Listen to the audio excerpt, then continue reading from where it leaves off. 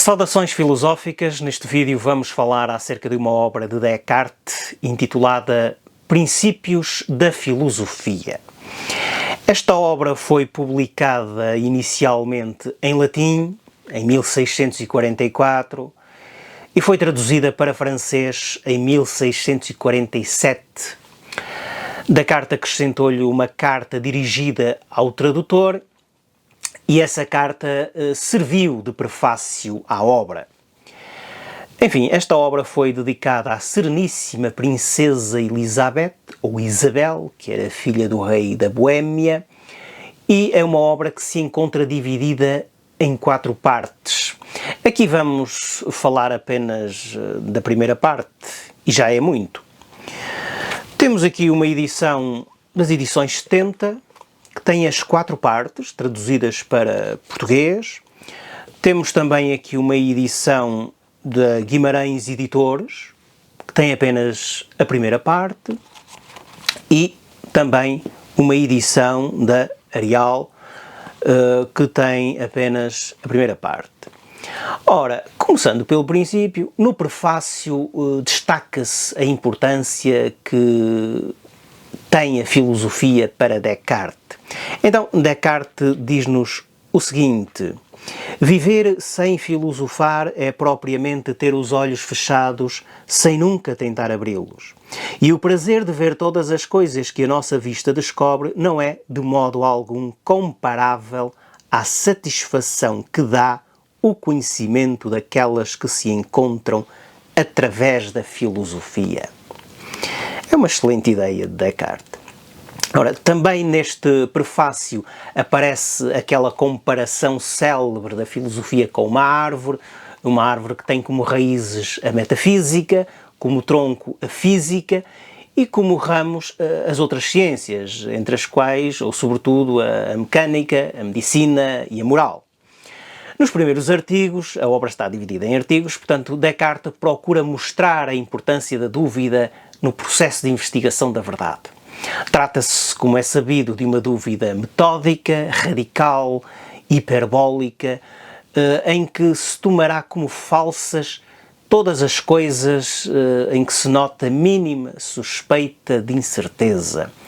Porquê é que esta dúvida se justifica? Justifica-se por causa dos juízos precipitados que nós formulamos na infância, porque os sentidos nos enganaram em muitas ocasiões e, portanto, não convém confiar muito em quem nos engana, mesmo que tenha sido só uma vez, porque não dispomos de um critério que nos permita discernir o sonho da vigília, podemos estar a sonhar e a dormir e não saber, porque houve seres humanos que se enganaram em questões matemáticas, e, enfim, porque pode existir um Deus enganador ou um gênio maligno que nos engana constantemente e que nos faça de tal modo que estejamos sempre enganados, mesmo acerca daquilo que pensamos conhecer melhor.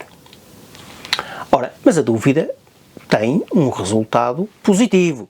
E qual é o resultado positivo da dúvida? É a afirmação da existência daquele que duvida. Então, Descartes escreve no artigo 7º: enquanto rejeitamos deste modo tudo aquilo de que podemos duvidar e que fingimos mesmo que é falso, supomos facilmente que não há Deus, nem céu, nem terra e que não temos corpo. Mas não poderíamos igualmente supor que não existimos enquanto duvidamos da verdade de todas estas coisas. Enfim, porque temos tanta repugnância em conceber que aquele que pensa não existe verdadeiramente ao mesmo tempo que pensa, que não obstante todas as mais extravagantes suposições, não poderíamos impedir-nos de crer que esta conclusão, penso, logo existo, é verdadeira e, por conseguinte, a primeira e a mais certa que se apresenta àquele que conduz os seus pensamentos por ordem. Portanto, penso, logo existo, cogito ergo sum, ou cogito ergo sum, muitas vezes reduzida apenas a cogito, é um princípio certíssimo, evidente, indubitável, uma apreensão intuitiva da existência no cerne do próprio pensamento. Esta primeira verdade fornece também o critério de verdade. Portanto, o critério de verdade é a evidência, a clareza e a distinção das ideias. A partir daqui, Descartes vai apresentar a distinção entre a alma e o corpo. O cogito permite-nos saber de imediato que a essência ou a natureza da alma consiste no pensamento e que a alma é uma substância totalmente distinta do corpo, sendo conhecida antes dele. O pensamento, quando Descartes fala em pensamento, está-se a referir a toda a atividade consciente, portanto, a tudo aquilo de que nos apercebemos por nós próprios, incluindo a apreensão sensorial. Por outro lado, na sequência disto, Descartes vai falar de Deus, mais ou menos entre os artigos 13 e 23. A evidência do cogito não é suficiente para fundamentar o edifício do conhecimento. Aliás, nós ainda nem sequer afastamos a hipótese da existência do Deus enganador, pelo que é preciso usar de alguma precaução.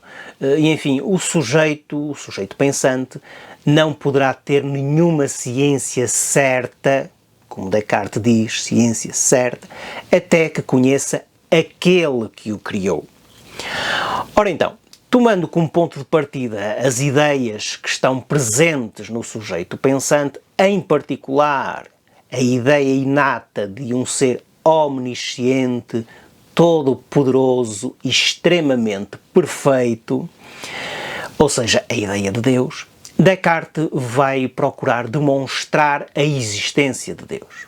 E falo através, desde logo, do argumento ontológico, ou seja, na ideia de ser perfeito estão contidas todas as perfeições, a existência é uma dessas perfeições, portanto, Deus existe. Num segundo argumento, Descartes diz que a causa que faz com que a ideia de Deus esteja em nós é uma realidade que possui todas as perfeições representadas nessa ideia. Ora, essa realidade é, obviamente, Deus.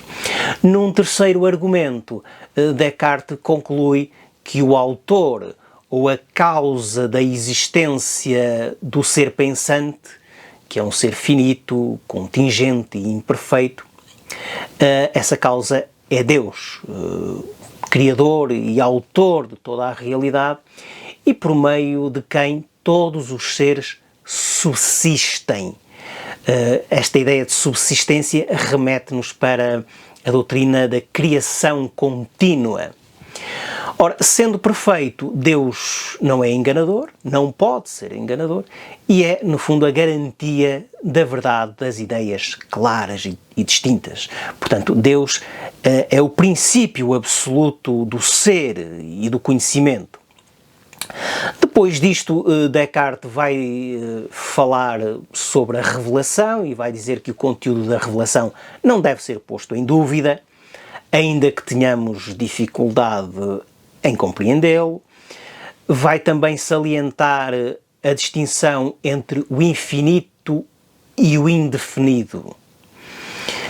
Uma vez que somos finitos e não podemos abarcar o infinito, deparamos por vezes com coisas que possuem propriedades cujos limites não somos capazes de detectar.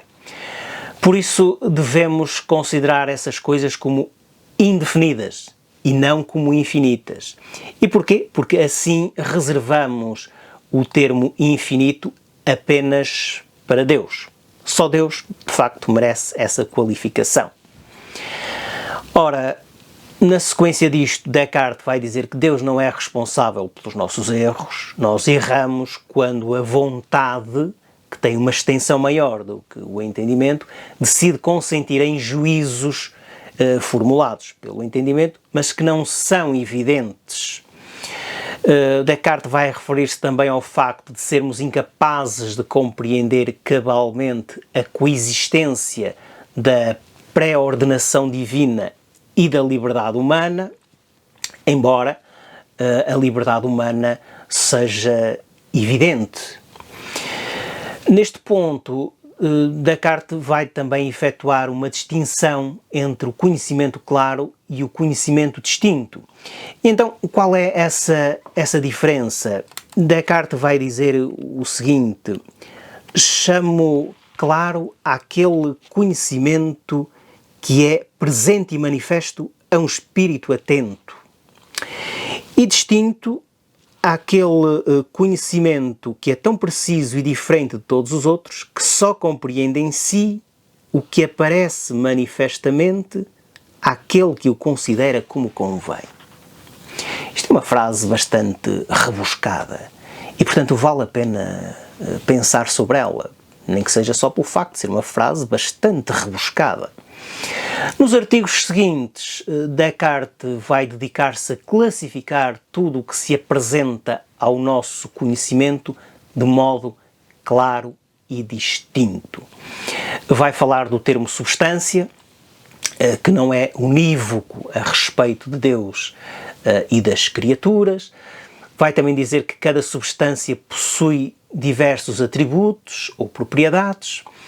A extensão em comprimento, largura e altura ou profundidade é o atributo essencial da substância corporal, portanto da matéria, e o pensamento é o atributo essencial da substância pensante, ou seja, da alma.